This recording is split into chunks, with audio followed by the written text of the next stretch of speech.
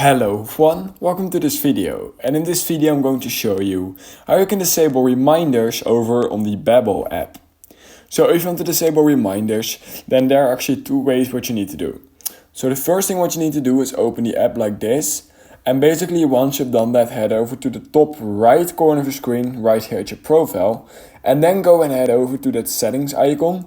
And what you can simply do then is click on settings, and then right here at reminders you simply need to make sure to click on delete reminders right here.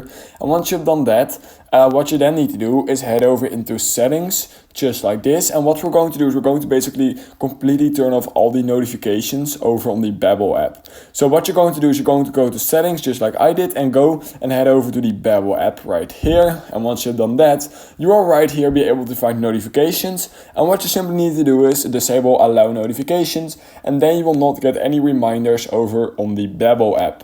So if you learned something from this video, then please consider liking this video and subscribing to my channel, and I hope I will see you in my next YouTube tutorial video.